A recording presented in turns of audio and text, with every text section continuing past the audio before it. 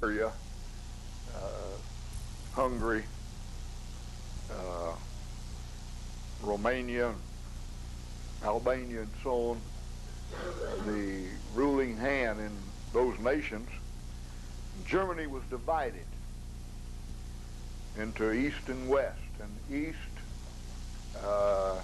again, Russian control. But Berlin happened to be in East Germany, that portion that was divided for East Germany. And so they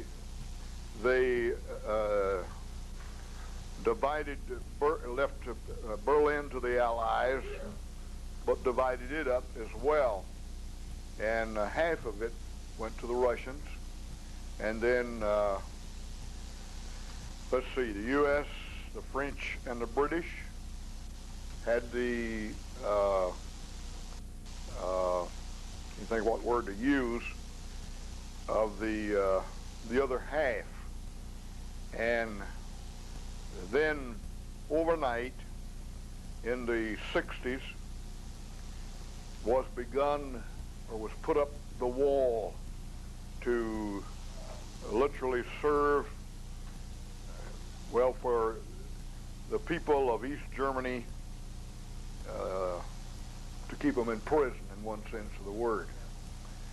And as I saw the wall and then had access there, there was there were two or three places of entry into East Berlin, and one was known as Checkpoint Charlie. And right there by Checkpoint Charlie was a museum dedicated to people who had lost their lives in attempting to flee. So as I saw all the things that, all of the devices that people had used to try to escape, the tunnels that they dug, the lives that were lost. I mean, they used all kinds of things. There is one film that, but we'll not take time to look at it, but you should look at it. I think it was originally, well, I'm not sure who originally did it, called Night Crossing. And it's a reenactment of a true story of two families who decided that they were going to escape from East Germany. So with an encyclopedia, they used that as instructions and built themselves a hot air balloon. And they had it was quite a chore to get enough of this particular material to make this balloon because of the rationing and so on. And they built one. They'd not had an experience with such a thing before, with propane bottles and a burner underneath and all of this. And so they got off one night, got into the air, and lo and behold, they came down and they missed it by just a few yards. Again, right inside. And I'm fuzzy on the details, but I think it took them 2 years then to secure enough material again for another attempt. And they made it the next time. But that hot air balloon, that very balloon, was there. And you'll see some of the devices and things that were used in desperation by these people. Desperation for freedom. So I simply wanted to use this to impress upon you again how repressive, how absolutely devastating to the human spirit is the loss of freedom, and how so very much there are people today that want freedom, and freedom that we've taken for granted, freedom that we've not taken advantage of. So perhaps this can be used as well in our hearts and lives today.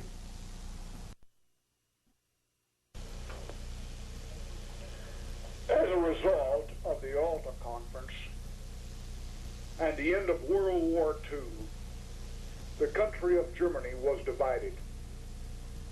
The Russians gained control of 1/3 of the country.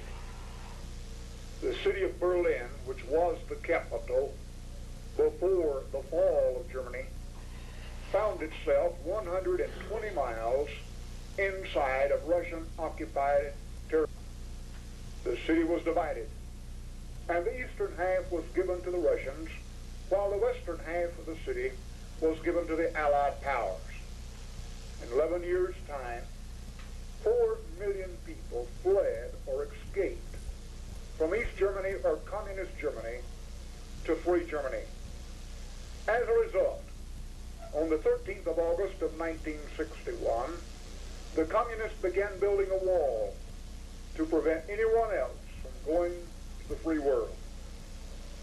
Here a little boy wanted to cross over into free Berlin on the first day.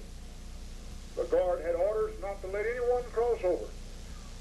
But nevertheless, he opens the barbed wire and allows the little boy to go over. He was immediately seen by his superior officer, and the guard was removed from his position. The wall divided the city, literally in every sense of the word.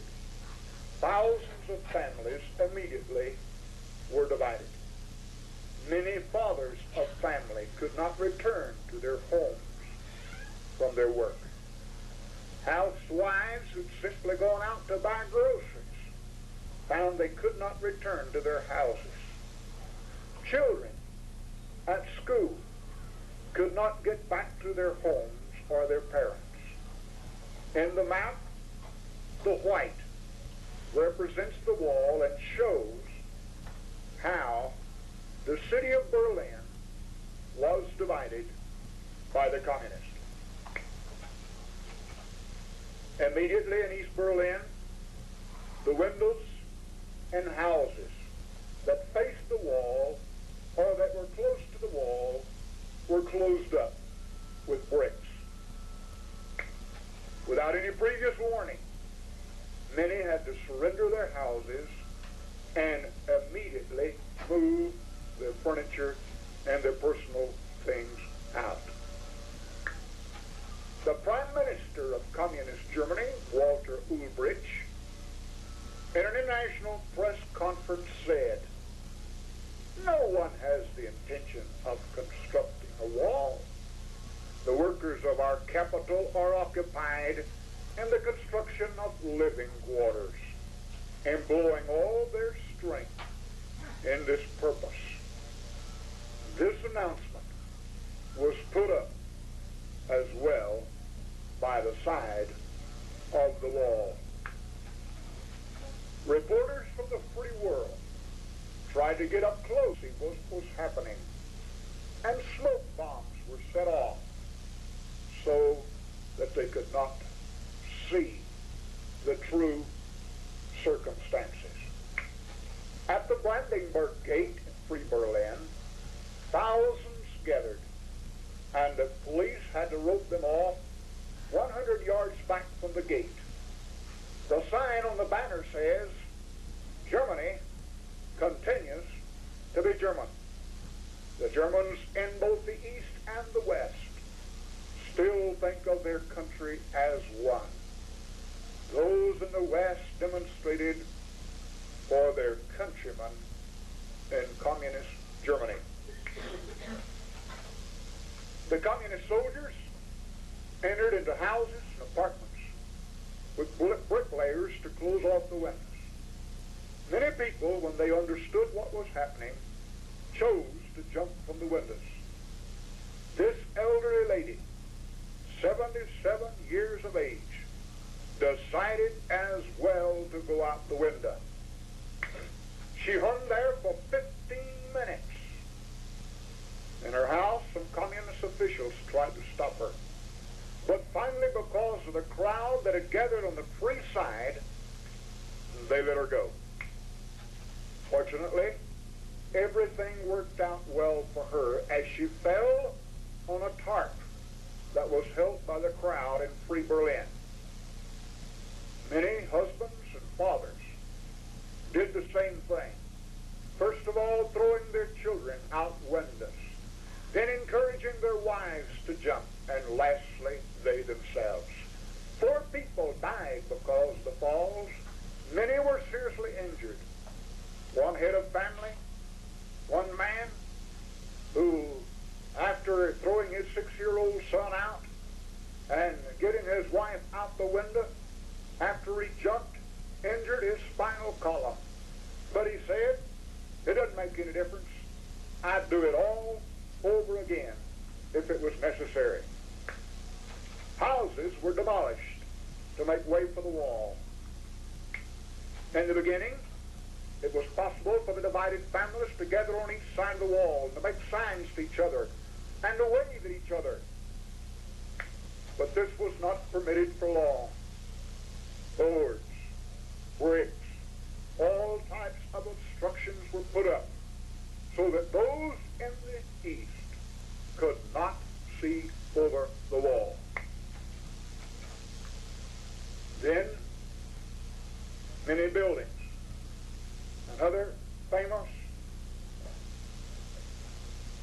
places, parts of the city, were torn down to make way for the wall, for the electrified fences and minefields, so to further assure that no one escaped. The first guard towers were constructed of lumber. There are always 2 guards inside, sometimes 3. One is always looking across and up and down the corridor and over the wall with field glasses, while the other one is ready with a machine gun. The sign here in front of us makes out to those who have escaped to free Germany that their real enemy is not in the east, but in the west. Here they try to make believe that free Germany is responsible for the wall. The sign says, come back. Your enemy is behind you. He's lost the last war, and now you're going to have to fight and die for him. In the beginning, the wall was made of brick, concrete block, and pieces of concrete placed haphazardly. In the first year, there were 10 attempts to escape by dynamiting the wall. Above is a sign in various languages. In English, it says, escape is the mother of invention. The young woman was placed in 2 suitcases, specially made for this purpose. And then the suitcases were put in the overhead train rack, and she went across the train to freedom. Twice, 4 people were hidden and smuggled out in this wooden spool used for cable. The hiding place later was denounced to the communist authorities by a 17-year-old girl who already had escaped to free Germany, but was persuaded to come back because of the threats made against her family who remained behind in communist Germany. The communists threatened to jail her entire family on account of her escape. An Austrian rented a small sports car in a rental agency in West Berlin to rescue his girlfriend and her mother from communist Berlin. He had discovered that this sports car could go under the huge bars erected on the border. A month later, Argentina found again the same car in the same rental agency, rented it, and did the very same thing. rescuing also his girlfriend. Afterward, the bars were reinforced with vertical pieces of steel connected to the big bars so that now even this small car could not go under the bars. And a piece of furniture, a place was prepared to hide a person. And the furniture was shipped by freight to the free side. And in this manner, one more person found freedom. An old car was specially prepared by a mechanic. He removed the windshield and welded a piece of sheet iron across the front. Also, the windows and doors were fixed in the same manner. Some small holes were bored in front, just enough so that he could barely see out, and two people made it to freedom safely in this old car. Various vehicles have been used over the years. Trucks and buses around the wall. One car, an old Kaiser, had a compartment built under and behind the left headlight to put one person into. The border guards go over a vehicle very thoroughly. They measure the walls, check the panels, use mirrors for checking underneath, use hammers and beat on the side while another guard listens inside for hollow sounds. Holes many times are knocked in cars to check for secret compartments. However, one car was made exempt. This little old Isleta. Because it was so small and so compact, it just did not seem possible to transport someone hidden away. But in 1964, 9 people escaped.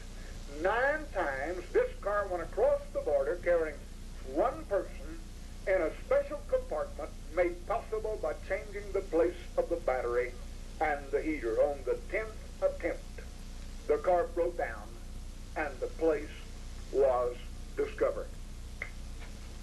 With his wife and child, one man one afternoon to a government building which was against the wall.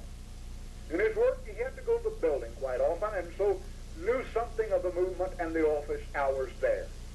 He and his family hid in a rest room, and when everyone had gone for the day, they made their way to the roof. The man threw a hammer over the wall with a rope tied to it.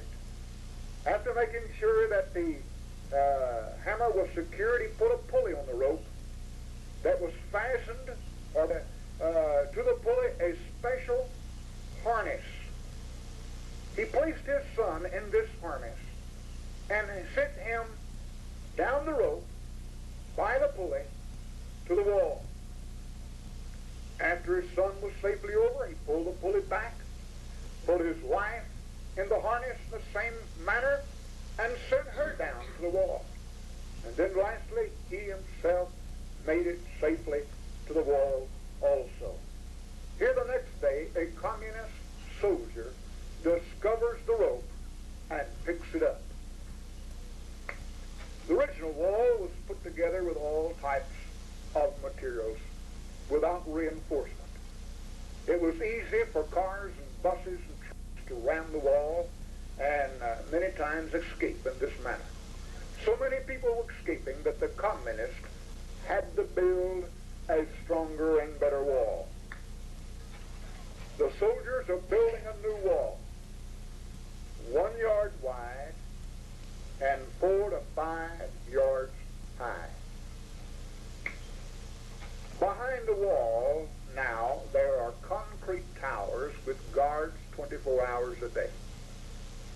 These towers are found every 500 yards, not only in Berlin, but actually for almost 1,400 miles from the North Atlantic all the way across East Germany, or East Europe, through Germany, Czechoslovakia, Hungary, Romania, toward the Mediterranean Sea. The guards in these towers never are together for 2 consecutive shifts. They're always changing the guards at each shift to other locations for fear of their escaping. There's usually at least 30 feet of space behind the wall that's mined with underground underground explosives that can be set off simply by a human foot stepping on or near the mine. There also is a high-powered electric fence. Then a road for communist vehicles to patrol. And then usually there's another fence also wired to high-powered current. Hundreds of people have died trying to get to freedom. You see, they've got to get over the wired fences, through the minefield, past the armed guards and their machine guns, and last of all, to scale a wall that's some 12 to 14 feet high. However, there are still 5,000 attempts in Berlin alone every year. The two wire fences are not only connected to high-powered electric current, but also about every 100 yards have a special electronic device connected to steel posts.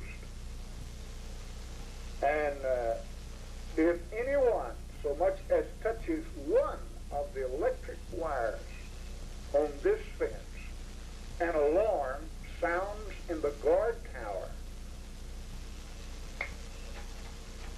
Many tunnels have been dug ingeniously.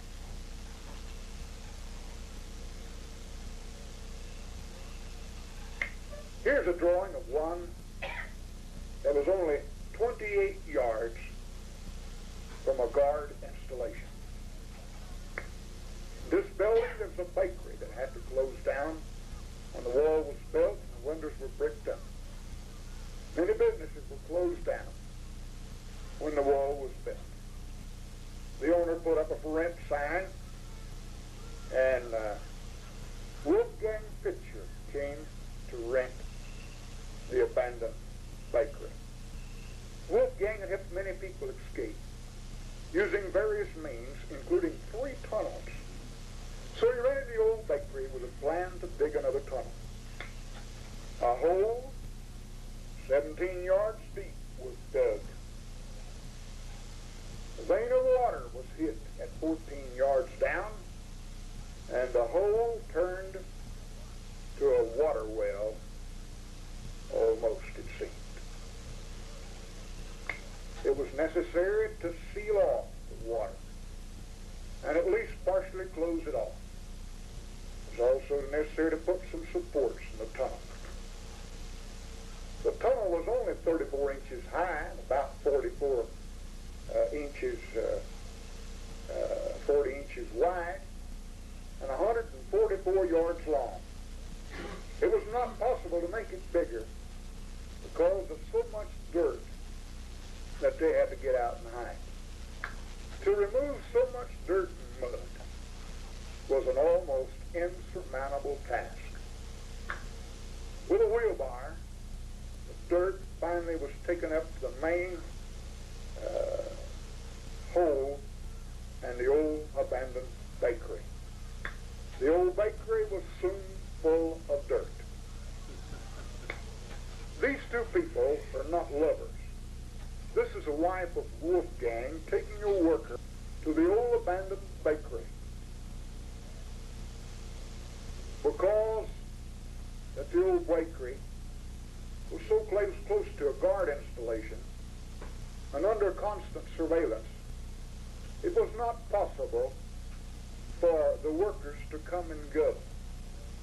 Wolfgang's wife had to take them in this manner, making out like that they were her lovers. Each worker had to stay inside for 2 weeks at least before coming out. But in the end, it was possible for 57 people to make their way to freedom through the tunnel. Another house, another tunnel was dug. This tunnel was behind the building and came out in an outdoor toilet. The digging here took 6 months. It was very risky, working without any modern equipment. Again, There just wasn't much room in the tunnel to work. The work was plenty hard. It was necessary to stay below for many days at a time in the cold, mud, and darkness. But for what? The desire for freedom and liberty. Friend, don't you forget, liberty and freedom is a privilege. A privilege always comes with or carries with it responsibility. Yes, freedom costs. It costs something to get it, and it costs something to maintain it. But all the sacrifice, work, and risk was worth it, because it meant freedom for someone. Going down the hole to make their way to freedom. Children and adults, mothers and daughters, find their way to freedom and liberty. A lady with much difficulty made her way through the very narrow and low tunnel to freedom. It wasn't easy. It never is easy. It wasn't very sure or safe. Yes, it cost something. But 24 people in one night gained their freedom, escaped from communism. Two brothers embrace after a separation when one comes out of the tunnel in West Germany. They have not seen each other for 3 years. Others escaped the next night, happy also to have found freedom at last. In Berlin, there are rivers and a number of lakes. Some have escaped through the water. However, the communists put up barbed wire and all types of barricades so that it was impossible to go through the water to freedom. At the edge of the water, on the banks and shores, again, the concrete wall is there with the same towers and guards that are ready to shoot to kill. There are cables underwater in the lake that divide the two Berlins. On the Free Berlin side, there are people fishing, having picnics, families taking walks by the edge of the lake. However, on the other side, the communist side, everything is abandoned. There's no activity to be seen. Only the towers, the guards, the wall, the lake divided in the middle. Then there's a church building, but it's closed. Unity Bridge between the communist and the free world. Unity Bridge is what the sign says. It's really one big joke, because here there's no unity. It's just exactly the opposite. The bridge is closed off, and no one is allowed to cross. A sign in Free Berlin, seen by the guards on the communist side, inviting the communist guards to flee or escape. More than 2,000 communist soldiers or guards since 1961 have fled to Free Berlin. Here goes one more human being, a communist soldier escaping to freedom. Dieter Wester, a communist soldier, killed by gunshots from his fellow guards when he tried to flee. He was killed under the bridge, under the sign that ironically says, Bastion of Liberty. 1979, two families escaped in a hot air balloon. They'd never flown in a balloon, nor had any experience whatsoever with the construction of balloons. But by means of a book, they made a balloon. They reached an altitude of over 7,000 feet and landed 5 miles beyond the border in Free Berlin. The balloon carried them a total of 28 miles, and the flight lasted 40 minutes. This is a part of the balloon with its platform and pictures of these two families. In a window that was bricked up in East Berlin, someone nailed or stuck a Bible. It stayed there for a number of months, and people began to see it and notice. Perhaps there's a testimony here for us. 2 Timothy chapter 2 and verse 9 says the Word of God is not bound. Friend, yes, there's power in the Word. It can be applied to communist hearts as well as hearts in the free world. However, let's take advantage of the Word while we still have time, opportunity. May we hide it in our hearts. May we preach it. May we understand yet at the same time God's Word is not bound and can reach people in these countries as well. Memorials to people killed in the attempt to escape. Perhaps we should ask ourselves the question, why do so many people risk so much? Memorial to Udo Dulek, killed trying to escape by way of the water. 40,000 have been caught trying to escape and have been sentenced to a minimum of 22 months of prison.